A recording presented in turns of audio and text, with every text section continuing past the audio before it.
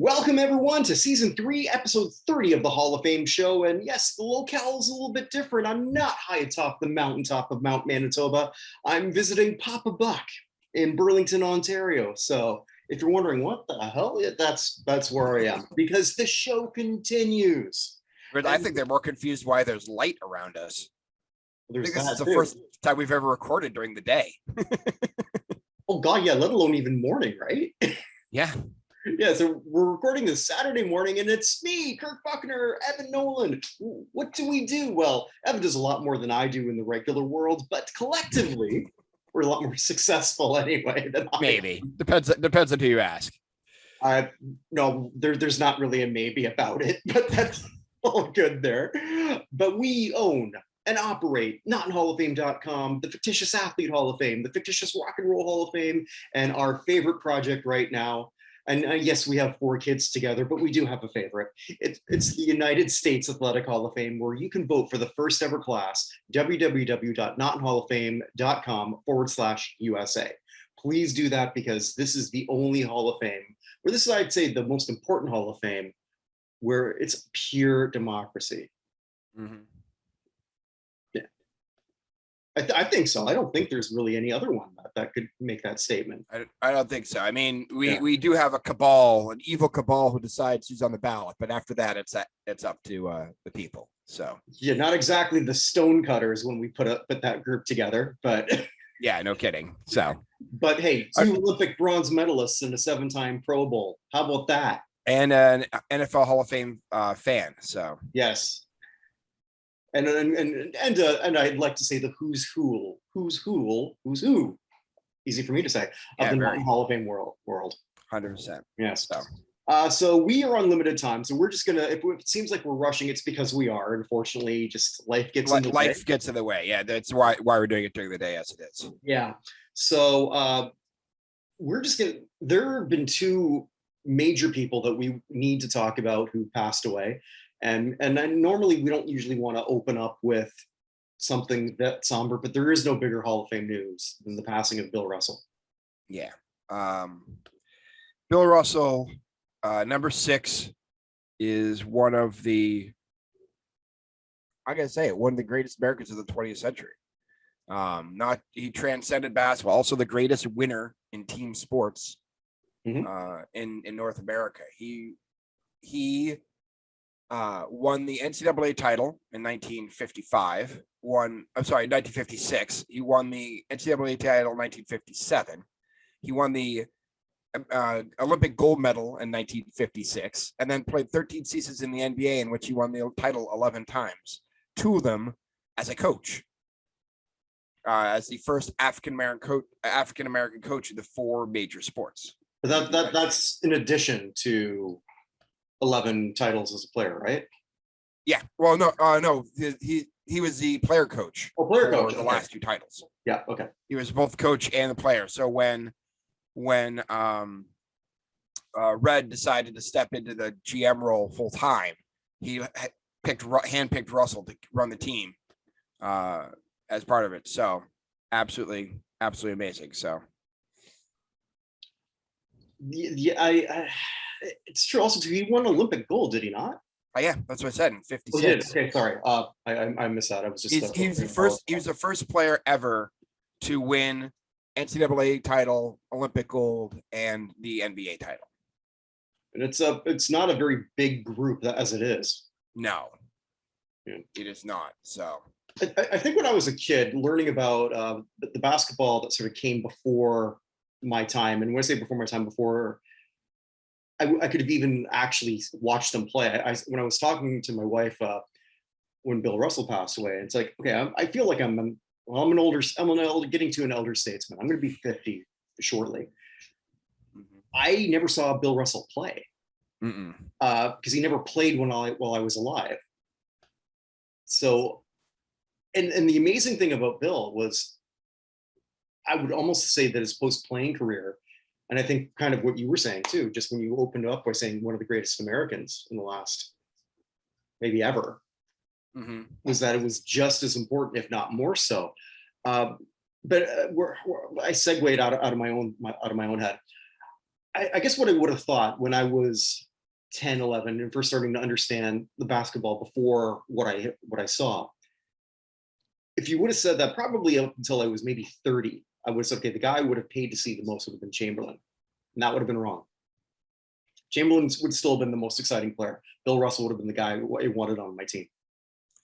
Bill Russell won 5 MVP awards in the league with Chamberlain. And I agree with you that Chamberlain probably would have been the most exciting, but Russell owned that man. Oh, and that's not even close. I mean, just like personality wise and everything. Russell was famous for allowing a player who thought he was really good to dunk on him in the first few minutes. So the guy would be like, oh, I could do this. Russell isn't that good. And then just dominate him the rest of the game and frustrate him to anything. He would actually puke before every game, believe it or not, that he went out and played. There's games, I think it was game 7 of 66. I think it was 66. He was going out there and they were going out to play, and Red Auerbach was like, something feels off. He goes, Russell, did you puke? And Russell said, no. He said, go back inside and puke. I'm not going to game 7 without you throwing up. So he went in and they won game 7. He was 10-0 in game 7, just by the way, as well, in his career. But he's got the Presidential Medal of Freedom, the MVP Finals Awards named after him. He was the NBA's first Lifetime Achievement Award winner. He was a founding member of the NCAA Basketball Hall of Fame, 2-time member of the NBA Hall of Fame, in 75 as a player, and in 2021, just recently as a coach. And one of the 4 members of the NBA's 25th, 35th, 50th, and 75th team.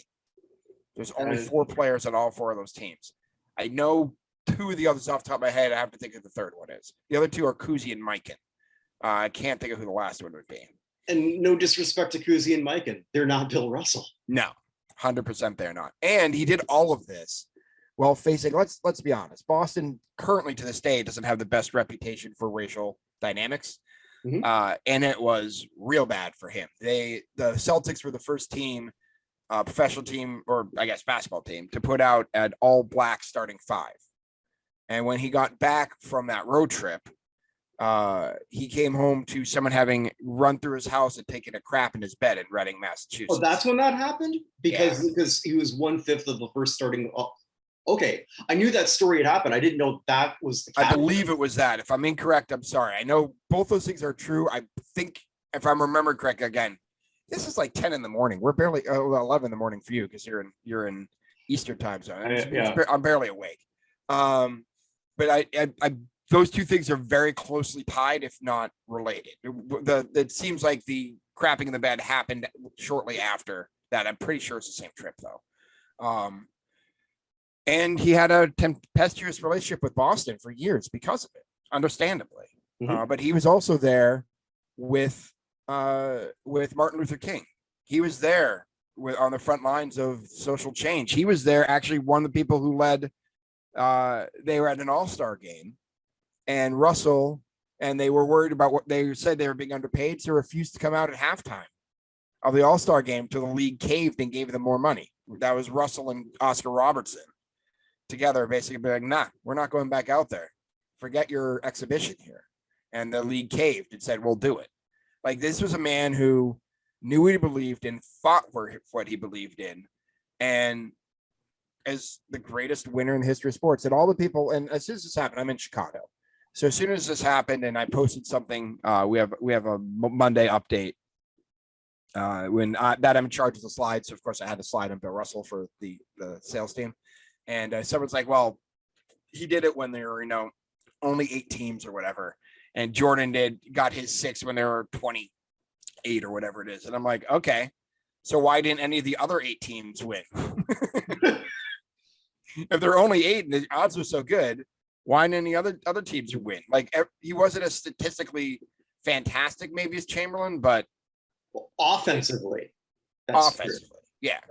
But like, there's nobody who, at least at the time, they kept voting him MVP. Mm-hmm. So because the block stat didn't exist until Russell. The stat in basketball blocks were put in because Bill Russell kept blocking shots and they didn't have a stat for it. I mean, it's just an absolutely towering figure and a legend. And yeah, I short sold him at the beginning, so you had a chance to talk because I knew it was just going to go off. No, well, no, and you had a really good on your Facebook too. Just a little tribute to him, and that was pretty cool. Not that I want to go back on Kaepernick, but Jesus, Colin, you couldn't say one thing, nothing on your social media, nothing, asshole. Sorry. The other crazy thing is Chamberlain is first, but Russell is still second in rebounds all time. Oh, I didn't know that. Okay. Yeah, Chamberlain's got 23,924. Russell's 21,620.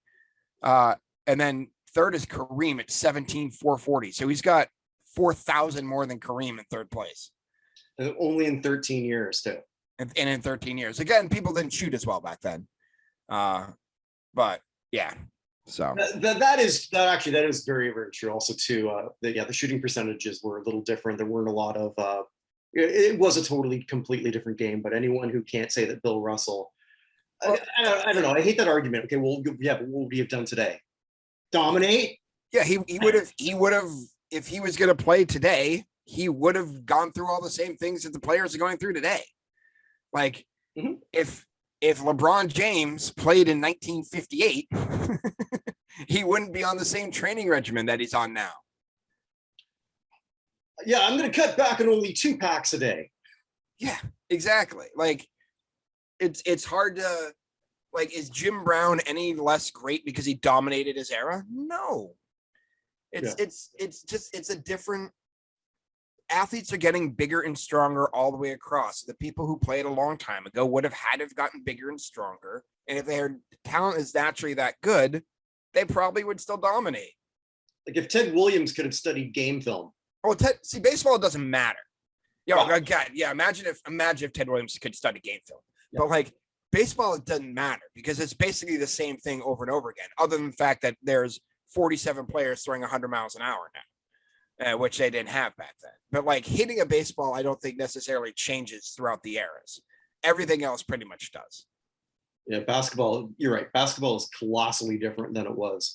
Saying that, if people want to say that he's the GOAT, and I think I would.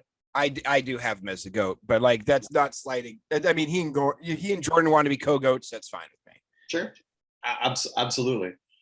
And I get also too. I mean, like what puts him over Jordan for me is just the other accomplishments.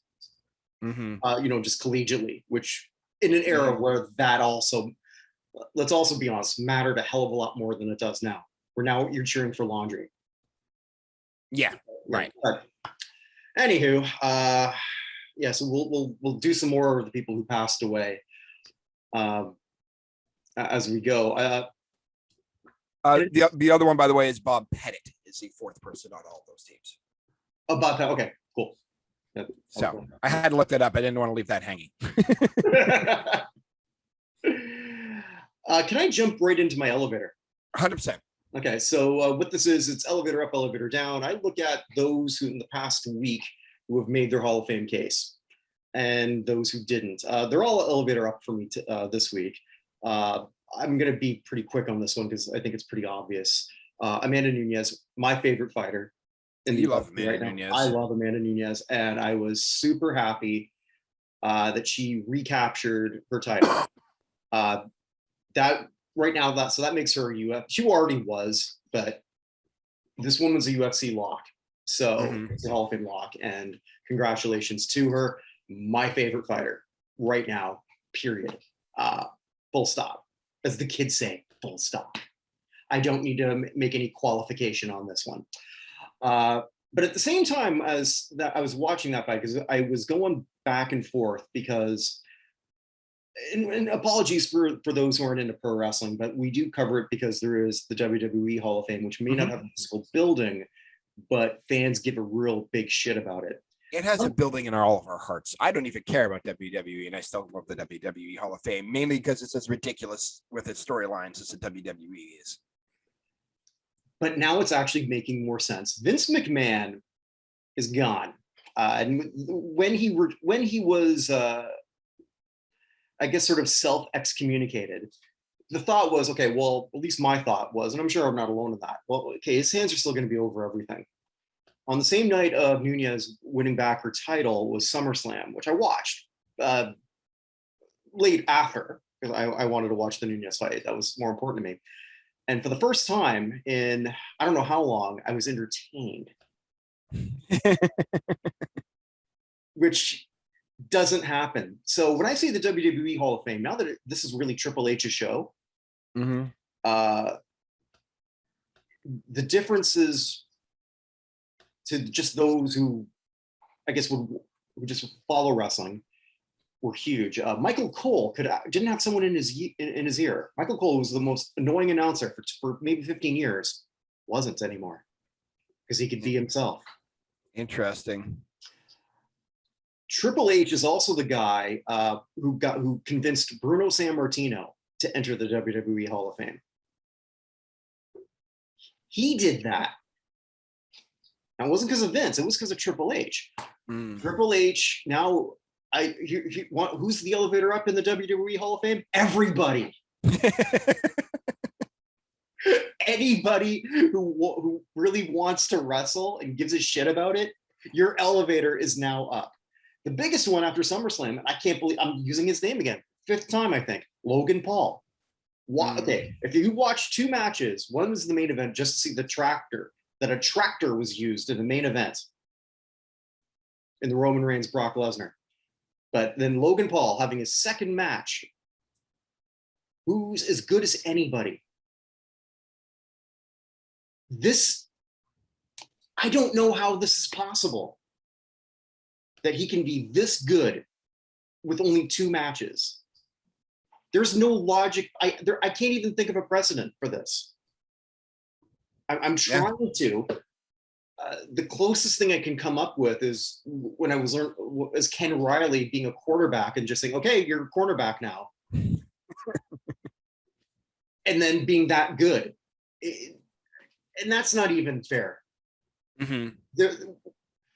Logan's bigger than most of them. He moves, he's more athletic than most of them. He gets it. He doesn't make mistakes. He's always in the right position.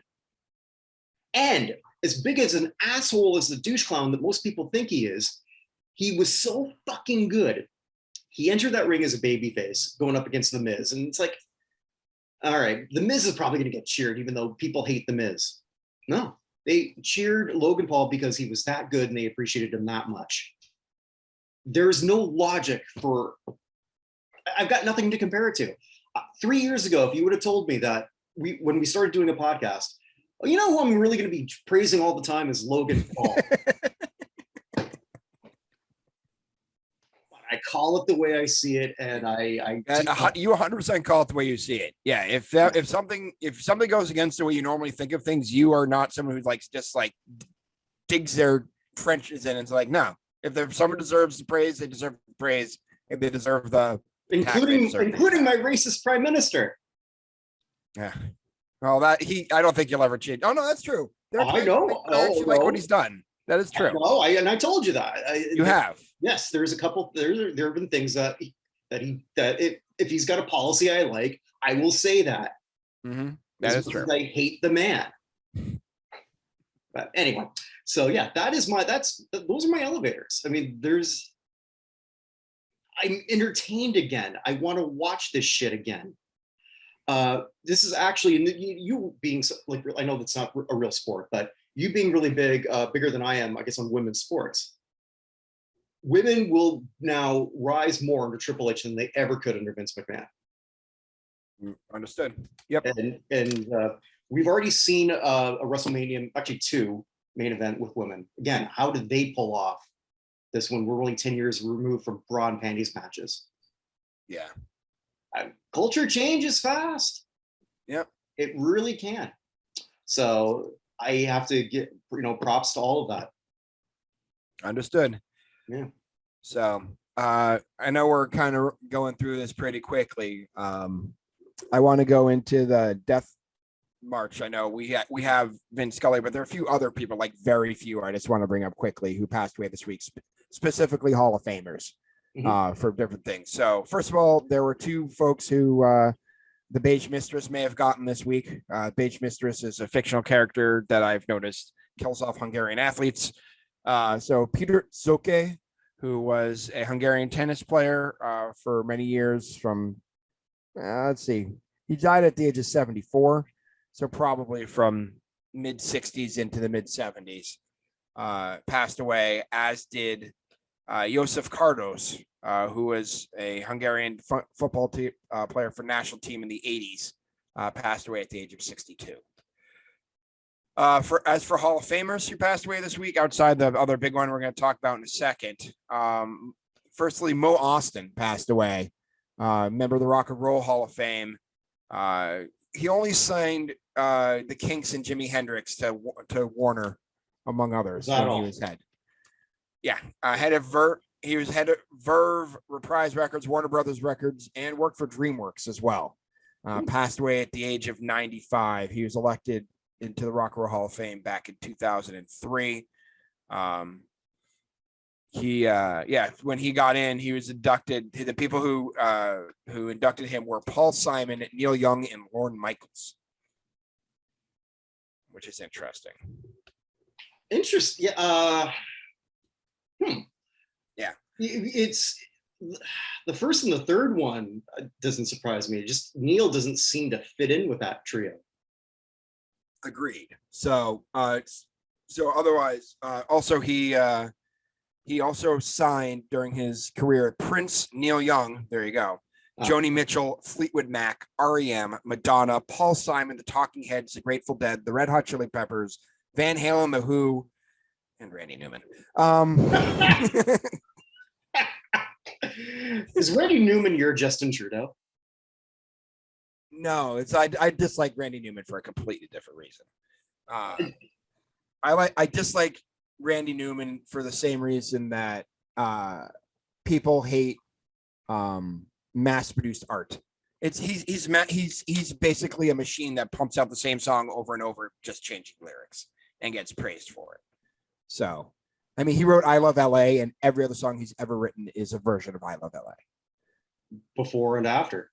Yeah, exactly. Like he was working on it. He perfected with "I Love LA," and then it's gotten progressively worse. The clones have gotten worse. That's the reason I don't like Randy Newman. But anyway, also Mo Austin won the Recording President's Merit Award in the 2006 Grammy. Salute to industry icons. So, but he passed away in the age of 95. So, also passing away, Sam Gooden, the original member of the Impressions, member of the Rock and Roll Hall of Fame, passed away at the age of 87. He was there with Curtis Mayfield and Fred Cash, who were the three original members. So 87 years old is a pretty good run. Mm-hmm. Absolutely. Jim Lynch passed away, member of the NCAA Hall of Fame, College Football Hall of Fame. Passed away at the age of 76, played for the Chiefs from 67 to 77, a member of their Super Bowl IV championship team, a member of Notre Dame's 1966 national championship team, member of the Kansas City Chiefs Hall of Fame, a unanimous All-American in 66, Maxwell Award winner in 66, AFL All-Star and two-time second team All-AFL. Very, very good player. Very good. Yeah, passed away at the age of 76. So, and one last Hall of Famer here, I got this right. Tom Poberezny, world acrobatic flying champion, member of the Experimental Aircraft Association from 77 to 2011, passed away at the age of 75. One of the greatest aerialists in terms of flying a plane in the history of the world. Was active for 31 years before he decided he was getting to the point his reactions were slowing and it probably wasn't the best thing anymore. But he passed away at the age of 76. So, and then just two quick other ones I wanted to point out. Judith Durham, the lead singer of the Seekers from Australia. Do you remember the Seekers? I do, yeah. She passed away at the age of 79. They had, I think, 6 number one hits in the US. I had it open earlier. I don't think in the US, but in Australia, no? Hold on, I'll get it. Someday, one day, Georgie Girl, Morningtown Ride, which I sing to my kids all the time. That's one of the songs I sang to them to get them to go to sleep. A World of Our Own, The Carnival Is Over. She was the Australian of the Year in 1967. But yeah, so she passed away at the age of 79. And finally, Raymond Damadian passed away. I want to bring him up whenever we have a great inventor who we don't talk about that much. Inventor of magnetic resonance imaging, the MRI machine. Raymond Damadian passed away at the age of 86. I don't know if there's one other person to bring up. I know we're sort of, if we could, just really quick. Yeah, go ahead. I did this very quickly to make sure I had it. Yeah, and again, that's sort of my fault because usually we spend more time on this. But someone, well, okay, so I told you how I'm named after Captain Kirk, right? So you already know where I'm going with this. Oh, yes, I'm sorry. Yeah. So the joke always was, if I was a woman, I'd be named Uhura. Because Uhura Buchner does roll off the tongue. And as weird as this sounds, at the time when my mother was pregnant, they were living in Rhodesia, which is now Zimbabwe. Oh wow! So interesting. I was born in Canada, but had they stayed another month, that would not have been the case. There was a lot sort of mentioned about how Nichelle Nichols, her role was very important, and I'm sure you probably read the story, and a lot of people who know her story know how Martin Luther King, so the second time we brought him up, convinced her to stay on Star Trek because she wanted to leave. Correct. And how her representation and I'm sure there were, I'm not a TV historian like sometimes I try to pretend to be, but I don't know how many African-American women had a solid role before her. And not just a solid role, but a role where they were portrayed as equals to the other people on the. Like she was an integral part of what that crew was doing. She wasn't just like the cleaning lady who came in for comedic effect. Well, it was communication stuff. She beamed down. She got to do stuff. It was a pretty important role, and showed even more in the 6 movies that followed.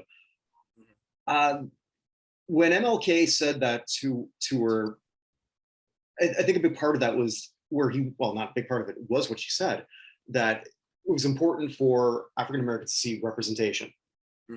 Especially in that capacity. And Star Trek was ahead of its time for that, which is sort of why that was some of the hills he died on. Gene Roddenberry, one of which was, oh no, we're gonna have a Russian. Yeah. That's why Chekhov came in, I believe, in the 2nd season. But I think it was also important too, and I just sort of thought about this, just as a kid when I grew up, because I didn't see it first run, obviously, because I was in the 60s, but Star Trek was always rerun. So right. yeah, so like I saw that as a little kid, and that was also too representation that I think as a white kid growing up in the suburbs, which was then predominantly all white, needed to also see. So and yeah, just it's sad how her last final few years were. Apparently her son. Yeah. No, I saw her at the Royal York. Oh, did you? I did, yeah. It was we took out my parents for their 50th wedding anniversary. Comic-Con happened to be around the same time. So we actually, my wife who was working at the Royal York arranged like the Governor General suite. So and we took him out for a show. It was really cool. And then we would look at the library bar at the Royal York. There's Nichelle Nichols. And from what I could tell, just based on just some of the Comic-Con thing happening around me, it seemed, and I was trying to overhear on stuff. It sounded like two fangirls got the chance to sort of like, I think they won the chance just to pay to hang out with her. Okay. And I was just going to go up, but then I said, screw it, I'm not going to do that. But yeah, the last few years of her life were really sad, but the importance that she had cannot be really understated. And I know some people who aren't Star Trek fans will, and I'm not that I'm the biggest Star Trek fan, I'm not, but I think there was a reason why when she passed away around the same time that Bill Russell did. They passed the same day. Same day, okay. Yeah. She got like on again, as we know, Twitter's not real life, but she seemed to get just as much love as he did. Yeah, Despite- 100%. Yeah, despite Yeah, Russell's announcement was in the morning and Nichelle Nichols was in the evening. So Yeah. they kind of both had their own cycle through Twitter. So I just thought that was something worth mentioning, just because. Yeah, 100%. I should have brought it up. It was also the same day, by the way, historically, that George Jetson was born. So George Jetson's actual birth date on Wikipedia is July 31st, 2022, which is the same day Russell and Uhura both passed away. So. So that's why he was trending. I didn't even bother to check out. That's why George Jetson was trending. So now we're down from the cast. We're just down to Chekhov. Walter Koenig is still alive. George Takei, Sulu is still alive, and Kirk with of the main cast. Even like Nurse Chapel and some of the other folks have all passed at this point. So yeah, it's actually amazing how many of them. I mean, just to still have 3 of them alive at this point is. Yeah, I mean, honestly, Shatner does not look like he's in his 90s at all. He's the best, like, preserved person in his 90s somehow of anyone I've ever seen. Toupee or no toupee? Toupee or no toupee? Like, just he looks like he looks slightly bloated from what he used to, but other than that, he doesn't look like is he 91 now? I think he's about to turn 91. Yeah. It's crazy. So Takei is 85. I think Walter Koenig is 87. I went and looked it up after Nichelle passed. Mm-hmm. So anyway, and should we get to the last one here? Yeah, this one hit me a little harder than I thought it would. I mean, we all knew it was coming. Yeah, so Vin Scully passed, and I've told this before. I always wanted to be a sports commentator, and I didn't follow it because I just thought, well, I'm not going to be a former athlete, so it's never going to happen. But Vin was sort of the guy who was my favorite all time. So we lost 2 GOATs, in my opinion. 100%. Yeah. I mean, if you're talking about the GOAT of broadcasting, pretty much everyone's going to go to Vin Scully. Right. And he was one of the few also too. I mean, he would do that. He could just do everything by himself. I first got introduced with him on Saturday afternoon baseball. It was him and Joe Garagiola. And as I sort of got older, learning just that he was a Dodgers guy, it made me want to, damn it, why don't I have KTLA or wherever the Dodgers are? Just not because I'm a Dodgers fan, I'm not, but just to hear Vin Scully call a game, because there was no one who could do it better. And in an era where, especially the television era, where everyone wants to age people out because they say, well, you got to be young, you got to be hip. Just sometimes let the fans decide. And they did. Mm-hmm. No fan ever said, you know what, I'm tired of Vin Scully. Mm-hmm. And if you did, go fuck yourself. Well, the good news is you just told nobody to do that because it's people will decide. You don't have to be sort of like a pretty boy like Jesse Palmer and an incompetent douchebag who can't really string 2 sentences together without making them sound like the last 2 sentences he just said. I don't know why I had this irrational hate for Jesse Palmer. I don't know, but continue. Let's continue with Vin. yes, we should. But yeah, Vin was the best. I saw a stat that he was associated with the team longer than anybody else. Not quite. Oh, not quite. Who Tommy Lasorda was actually associated with the Dodgers slightly longer than Scully. Scully's the longest ever for a broadcaster with one team. That might have been the stat I saw. Yeah, the Dodgers actually, because it seems like he had to be the longest. Actually, Tommy Lasorda was with the Dodgers longer than Scully, which is insane when you think about it. So, and just hearing about his philosophies on commentating, like the one thing that sort of like he said like after he retired, like I don't know that I'd be good at this anymore because a lot of the new stuff I'm not really sure that I can wrap my head around. I'm paraphrasing, but was it like exit velocities and spin rate and stuff like that, where it got a little bit too, pardon the term, inside baseball? Mm-hmm. But no, there was no one who could tell a story better, and why you needed to sort of like care. And even if a game was bad, you could just listen to that voice as either your kind grandpa, your kind dad, your kind uncle, your kind friend. Friend, actually, I think is actually a better word for that, because that's how we made you feel. Another quote that he sort of said, like, I might have been on Letterman, or probably wasn't Letterman, but like a show like that. Because he said, like, he was asked, like, how do you separate your fandom from the Dodgers? Because this is the team you're associated with. Like, do you hang out with teams? No, I just pretty much have my own little quiet celebration after. And sometimes we talk about these people. I really want to party with this guy. I really, like, I want to have a scotch with Vince. And just ask one question and then be quiet for the next 2 hours. It's hard for me to do, but Vin's one of those people who would have made me do that. Godspeed. I wish I had 1% of the talent you did. Yeah. Steve Stone, who's a longtime announcer for the White Sox out here, had a story he was telling about when Vin came into Chicago and he was working. I think Steve Stone had been working with the Cubs at that point. He came in and they're in the booth and he said, "Hey, Steve, my wife is downtown. I'm eating for dinner after the game. Do you happen to know what bus I should take to get downtown from Wrigley?" And Steve Stone says, "It's like, first of all, the thought of Vin Scully just waiting at a bus stop in Chicago with nobody noticing who he was, but that he's like, no, don't worry about it. I'll take you downtown in his car." And he basically tried to take the absolute longest way downtown, so Vin Scully could just tell him stories. The Steve Stone story version of the story is much better, but it was just amazing, just the way other people thought about him. If Vin put a hat on and wasn't wearing a suit, maybe it's possible, but I doubt it.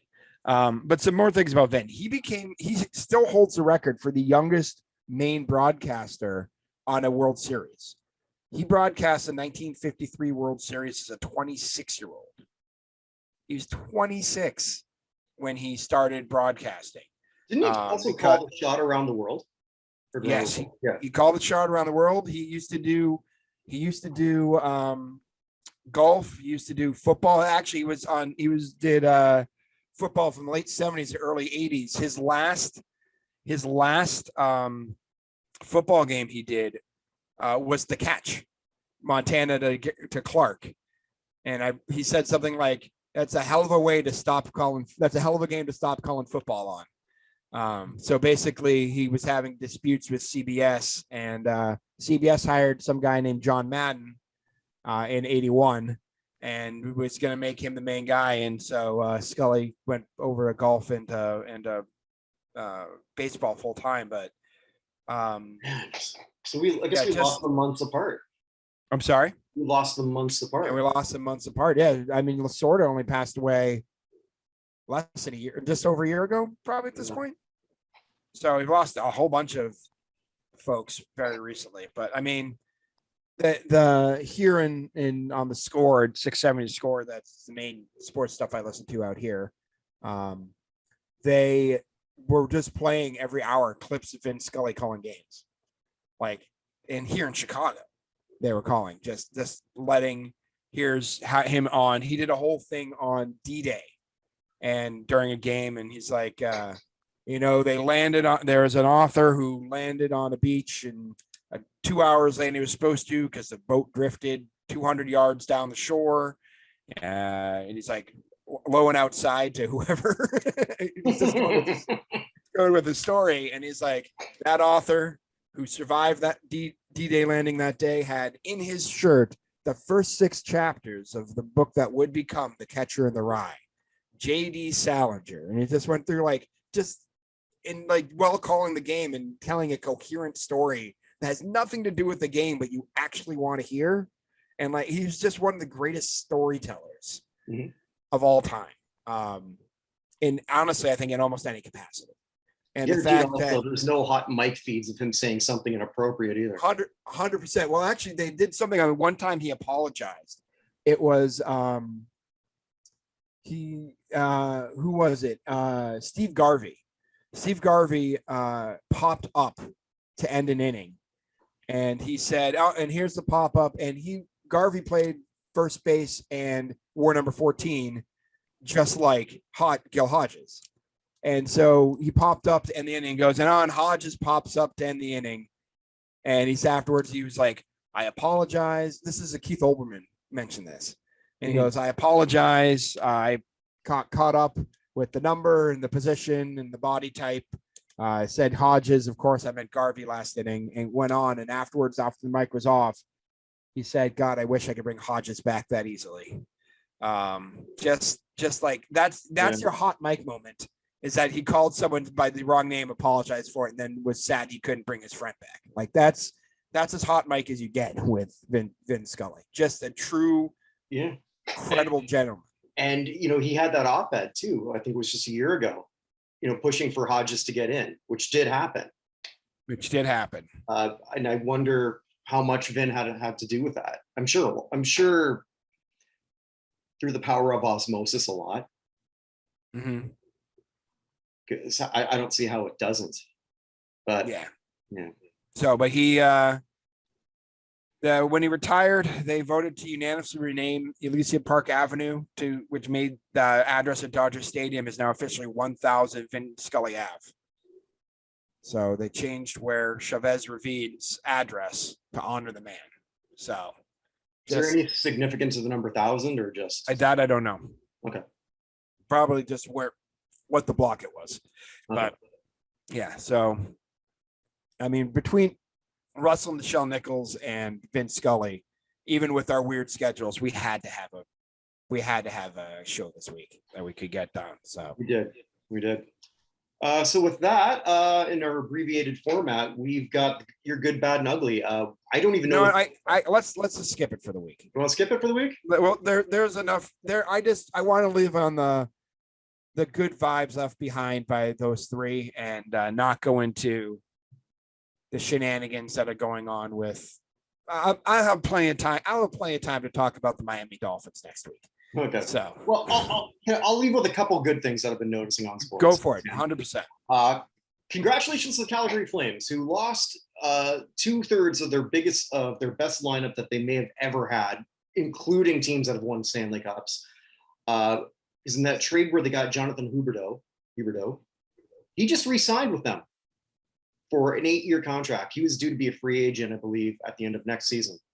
So maybe they're going to win that trade after all.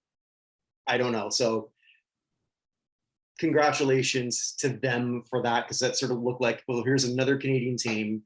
And I'm always going to be a bit of a homer when it comes to NHL teams, because I'm a Canadian. Well, what can I say? So understood. Yeah. So for them to be able to sort of like find a bit of chicken salad in a chicken shit situation, good on them. Yep. So I wanted to say that. Baseball, I know the ratings aren't good. I know the attendance isn't good, but the best players are so good right now. Yeah. And it'd just be nice to have the commissioner who liked the sport. Yes. And San Diego, I always had a soft spot for you. You're going all in again. Mm-hmm. Yeah, it's good to see. I mean, the sport's at a real problem where powerhouse teams like San Diego are going all in, while teams like the Cubs and Red Sox don't have enough money to do anything. I was wondering where this was going when you started that sentence. Yeah. No, seriously, great for San Diego. It's a shame the way the baseball system is set up that San Diego may play one game and be done in the playoffs with how much they're putting into it. But yeah, but I mean, like, that's also the good and the bad of the wild card too. I mean, true. Like, 20 years or not, no, longer than 20 years ago, they're not even sniffing the playoffs right now. 1993, the epic Braves Giants Western Division of the Major League Baseball. Yes, the Atlanta Braves and the San Francisco Giants in the same division.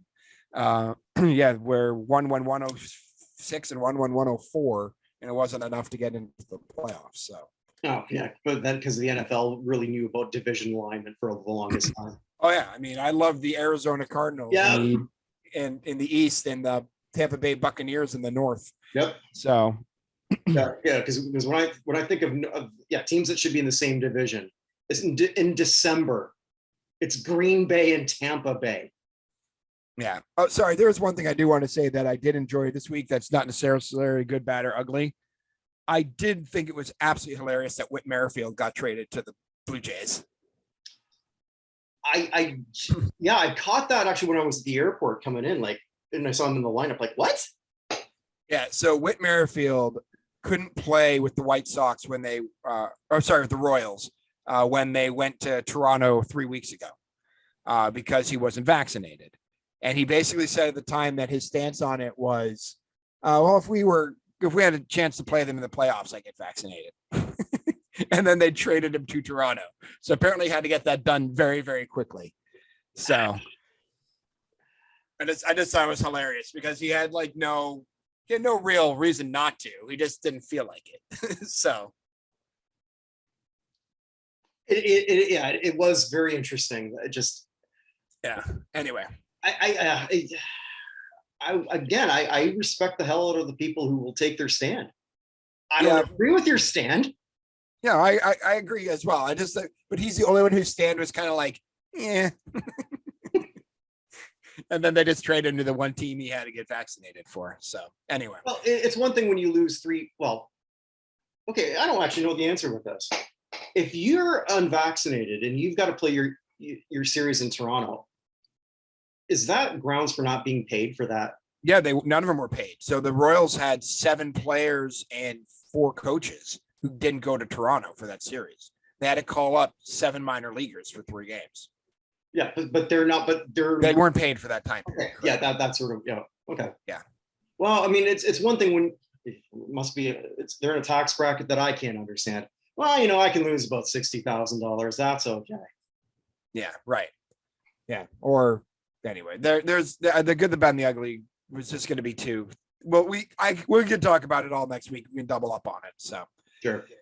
But anyway, man, I hope everything goes well with the reason that you're not at Mount Manitoba at the moment. And hopefully we're at our regularly scheduled bat time next week. Yeah, I'm still going to be here Thursday night. So okay. Flying back Friday, so we could maybe look at that. But yeah, we'll figure it out then. But sounds good. Yeah. All right. Well, wherever you are, wherever you may be, stay safe, everyone. Take care. Take care.